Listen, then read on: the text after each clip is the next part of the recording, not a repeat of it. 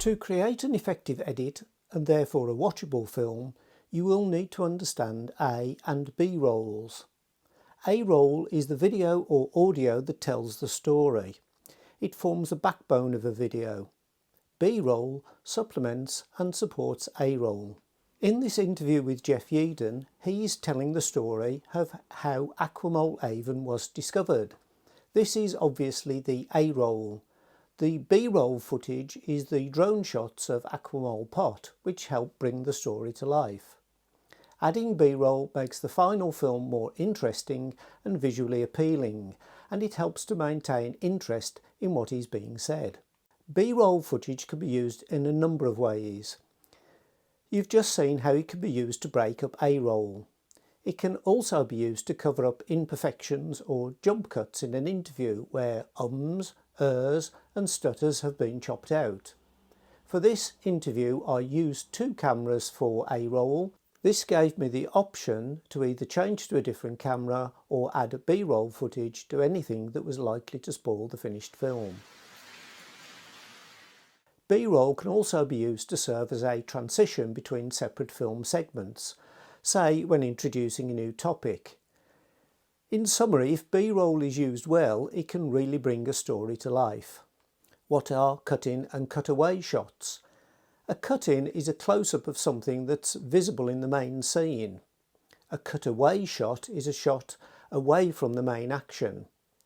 In an edit, try to mix in cut-in and cutaway shots with main scene shots. This will create a more engaging and, dare I say, professional-looking film. I've covered a few tips and tricks in this video, and here's another one. Let's say you've completed your video. The clips are well exposed and in focus. The lighting is excellent, the editing is as good as it can be, the story has progression and pace. In short, it's a pretty good video, and you're quite rightly proud of what you have achieved. Do you upload it straight away to YouTube and then sit back for the plaudits to roll in? No. Before you do this, show it to a few critical friends. That's what I now do. You are too close to the project to view it critically. Your friends will spot typos, continuity errors, what works and what doesn't work, and will make suggestions on how they think it could be made better. This can be quite a painful process, but I can honestly say that no matter how good my first edit has been, there has always been room for improvement. My friends are brutally honest with their feedback, and sometimes it's been difficult to take, but it has always proved to be worthwhile. It's now time to make your video public, but what's going to make people watch it? What's going to hook them in? Their first point of contact will be your chosen thumbnail image. Will it make them click their mouse, or will they skip on it and pass on to the next video? If you publish a photograph online, your followers will decide almost instantly if they like it or dislike it. On the other hand, a film requires your followers to commit time to watching it, and the longer the film, the more time they will have to invest. This is why photographs get many more post likes and reactions and comments on social media than videos. Autoplay videos get more engagement than ones that don't play automatically. Because when people are scrolling, they may see something in the auto-playing video that grabs their attention. Unfortunately, you cannot make YouTube videos autoplay on Facebook. Here's a few thumbnails that I've used to hook people in.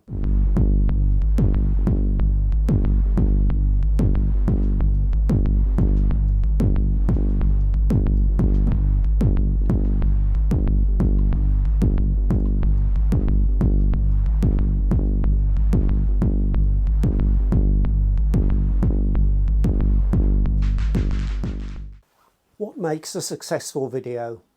I've touched on this earlier. The number one criteria, and this is used in competition judging too, is watchability. Having clicked on your thumbnail, how long will it be before a viewer gets bored and clicks onto something else?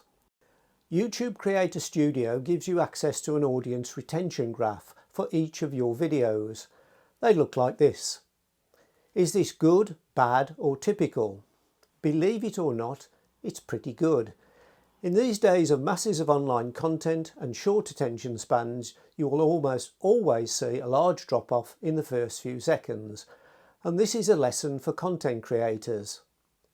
You need to think carefully about what you will include in the first few seconds of your video. It needs to grab the viewer's attention straight away. Another metric is how many people are still watching after 30 seconds, and 59% is actually quite good. As you can see, for this video, around 50% of the viewers stuck it out to the bitter end, and this too is very good.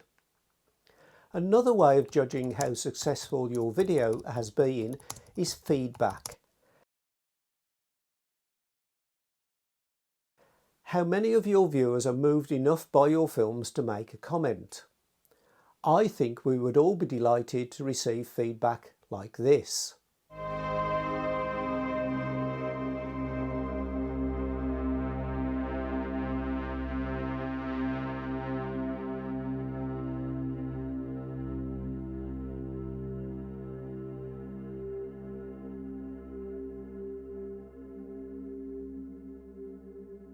Success can also have its perks. Every 3 or 4 weeks I get an email offering me a product in exchange for a video review. Nearly all of the emails are binned. However, I'm a sucker for caving lamps and torches, and I have been known to be tempted from time to time. But the most bizarre thing that's happened to me during my filmmaking career was my cameo appearance in a published horror story. The story is called The White Road and it was written by Sarah Lotz. My cameo appearance is on page 43.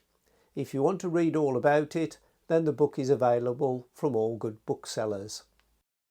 According to money-saving expert Martin Lewis, to be successful involves 4 things. Firstly, it is necessary to have talent. I will leave you to judge for yourself if you think this applies to me or not. Secondly, hard work is vital. This is true. Some of my films have required multiple trips and countless hours of editing. Thirdly, you need to have focus. Zone in on what you are good at. I agree with this too. During my career I focused largely on short format films and have tried to show the fun side of caving. Lastly, the most important thing of all is luck. And accept that failure is part of the journey and don't take it to heart. How true. My success has been largely down to being in the right place at the right time. On that last point, do not be put off by failure. Not everything I've produced has always been well received. In 2017, a film of mine was placed first in the video salon at Hidden Earth. The winner of the video salon was always asked if they would like to produce the opening video for the following year's conference. So to open the 2018 conference, I made a video called Keith's Cavers. Here's the opening sequence. Once upon a time, there were 3 little girls who were members of Dudley Caving Club. And quite frankly, their caving skills were, well, pretty rubbish. Margot, you're supposed to use 2 cow's tails. Why? Ah! But I trained them up, and now they cave for me. My name is Keith.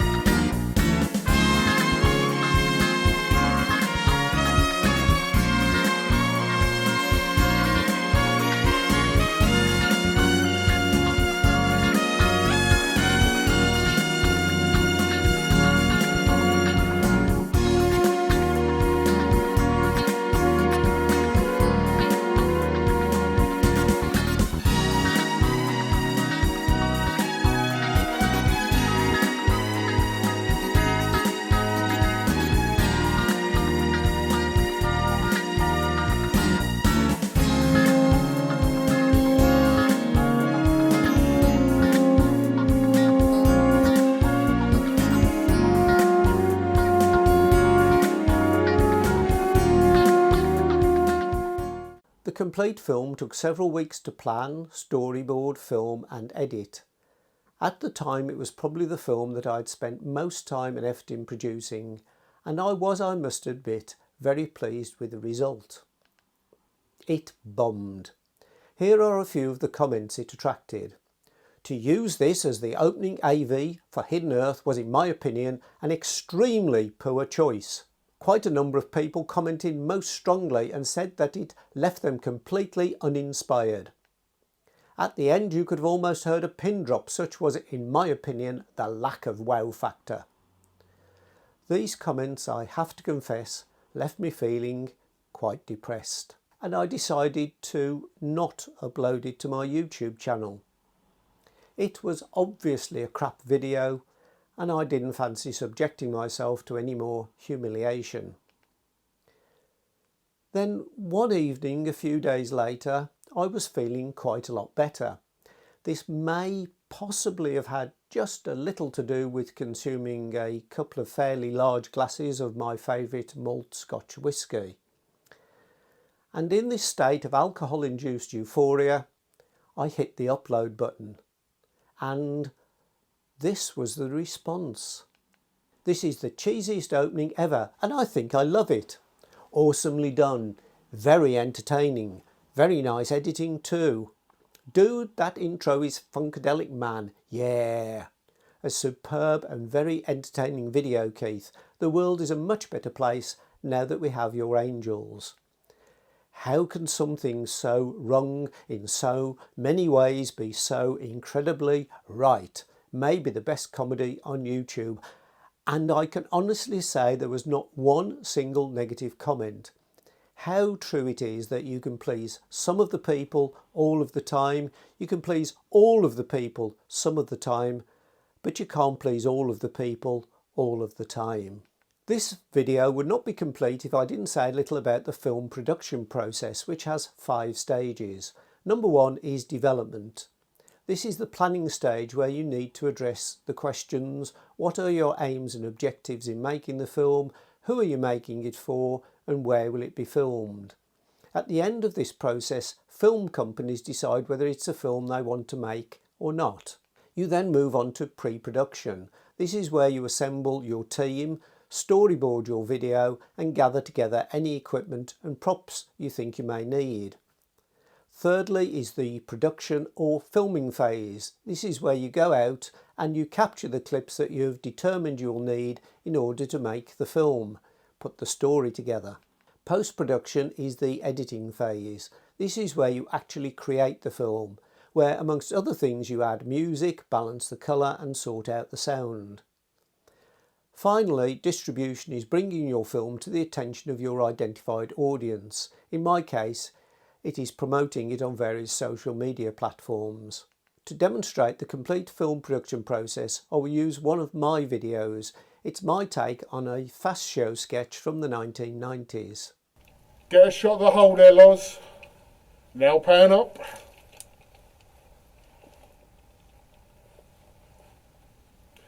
Right, day 14.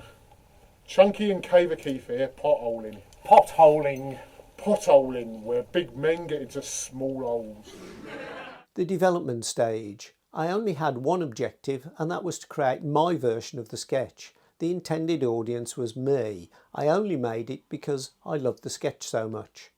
The pre-production phase.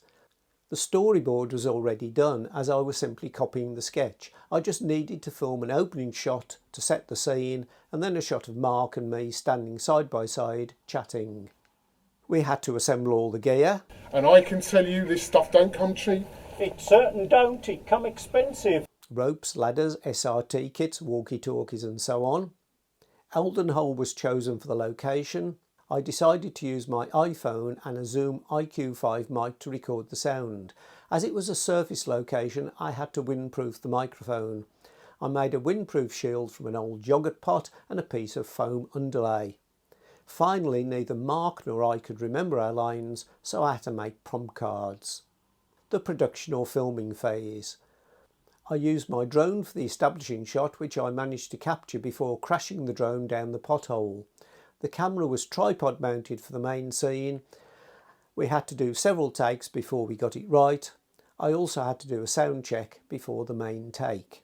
Incidentally, after its rapid descent down Eldon Hole, the drone was so mangled that it was beyond economic repair, but I did get £136 for the damaged remains on eBay. Post-production was very quick. All I had to do was add canned laughter, a subtle Ken Burns effect to slowly zoom in on the actors, and balance the sound levels. To distribute the video, I uploaded it to my YouTube channel and promoted it on Facebook, Twitter, UK Caving and in several other places. Caver Keith here. It's been a funny old day. Here's a short behind the scenes clip showing some of what happened during the production phase. Get a shot of the hole there, Loz. Now pan up.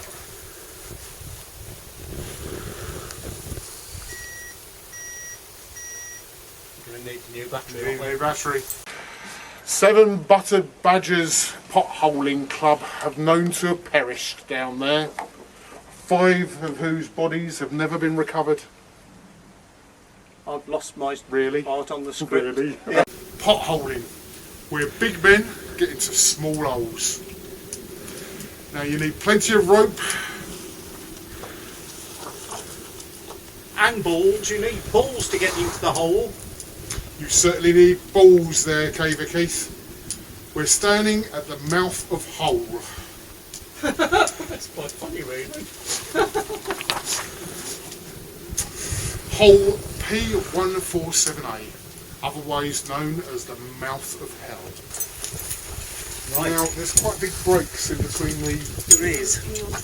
Yeah, so can we get that a bit smoother, or...? And I think the other thing It's is... the first time I've seen it, so Yeah, I yeah, can't. yeah, I can't see when yeah, I need to yeah. change it, so I get slicker as So I know. can we do 2 sheets And Yeah. then and get rid of one and then move on to... yeah, I'm trying to do it quietly as well because one of them I Well- slung back and it made a noise. Well, quite a lot of them made a noise, and that will pick up on the Yeah, microphone. so maybe not sleeve it. We've got some shots of it being slung now anyway, already. Yeah, Right. sometimes when you move, a bit of your helmet is above the... Last of all, I know that some of you are interested in entering your films into competitions or festivals. So how are films selected for festivals and or judged in competitions? It's still under discussion, but these are likely to be the judging criteria for the video salon at Hidden Earth in 2024. The first criteria is, how suitable is it for the intended audience? Have the videographer's stated aims and objectives been met fully or partially? Secondly is the judge's overall impression. How watchable is the film? Is it likely to retain the attention of the intended audience? You will see that this has a weighting factor of 4. This is a mark of how important this criteria is. After all, what is the purpose of a film if it's not watchable? Number 3 is the technical quality of the film. The judges will be looking out for things like correct exposure, focus and effective or imaginative lighting. Number 4, a mark will be awarded for the quality of the edit. This will get a 2 times weighting. Number 5, remember that I said the sound in your film is as important as the moving images. Well, the quality of sound and music, if that's appropriate of course, will also be awarded a mark. Number 6, finally a judgment will be made on the degree of challenge that the entrant has encountered in making the film and how encountered difficulties were overcome. The reason for this is simply if 2 films tie for top spot, the film that was the most difficult to make will win. Each of the criteria will be awarded a mark out of 5. Taking into account the weighting factors, this will give a total score out of 50. Obviously the highest score will win the prize.